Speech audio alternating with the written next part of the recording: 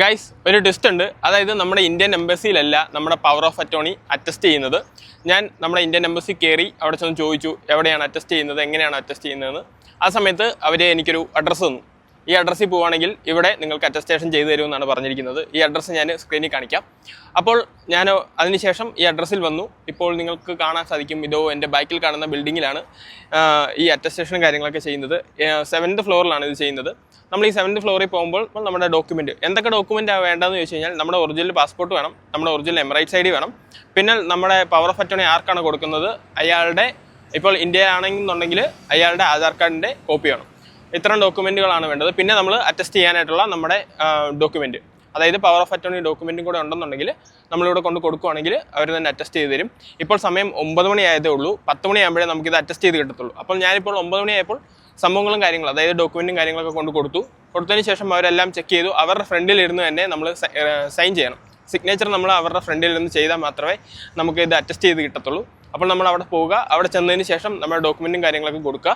അവിടെ അവരുടെ ഫ്രണ്ടിലിരുന്ന് തന്നെ നമ്മൾ സിഗ്നേച്ചറും കാര്യങ്ങളൊക്കെ ചെയ്യുകയെന്നുണ്ടെങ്കിൽ അവർ പറഞ്ഞത് 10 മണിയാകുമ്പം കിട്ടുമെന്നാണ്. ഇപ്പോൾ സമയം ഞാൻ 9 മണിയായപ്പോൾ കൊടുത്തു. ഇപ്പോൾ സമയം ഏകദേശം 9:30 ആകാറായിട്ടുണ്ട്. 10 മണിയൊക്കെ ആകുമ്പോൾ നമ്മുടെ ഡോക്യുമെൻറ്റ് കിട്ടുമായിരിക്കും.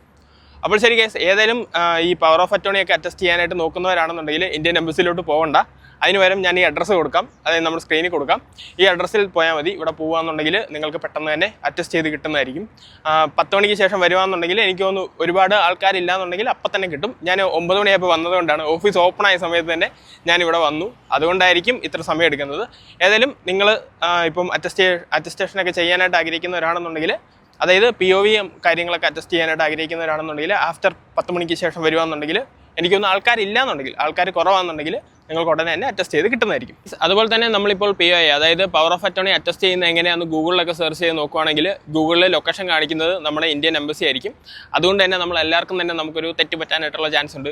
അതായത് എനിക്ക് പറ്റിയതുപോലെ ഞാനും ഗൂഗിളിൽ സെർച്ച് ചെയ്ത് നോക്കി. ഗൂഗിളിൽ സെർച്ച് ചെയ്ത് നോക്കിയപ്പോൾ നമ്മുടെ ഇന്ത്യൻ എംബസിയൊക്കെയാണ് കാണിച്ചത്. അതുകൊണ്ടാണ് ഞാൻ ആദ്യമേ തന്നെ ഇന്ത്യൻ എംബസിയിലോട്ട് പോയത്.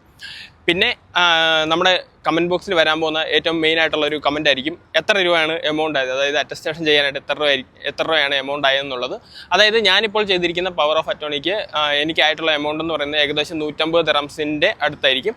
അതായത് നമ്മൾ ഏത് ഡോക്യുമെൻ്റ് ആണോ അറ്റസ്റ്റ് ചെയ്യാനായിട്ട് പോകുന്നത് ആ ഡോക്യുമെൻ്റ് അനുസരിച്ചിരിക്കും നമ്മുടെ അറ്റസ്റ്റേഷൻ ഫീസ് എന്ന് പറയുന്നത്. അപ്പോൾ നോർമലായിട്ടുള്ള ഒരു പവർ ഓഫ് അറ്റോർണി ഒക്കെയാണ് നമ്മൾ അറ്റസ്റ്റ് ചെയ്യാനായിട്ട് പോകുന്നതെന്നുണ്ടെങ്കിൽ ഏകദേശം ഒരു 130 to 150 ദിർഹംസിന് ഉള്ളിൽ നിൽക്കും അതിൻ്റെ എമൗണ്ട് എന്ന് പറയുന്നത്.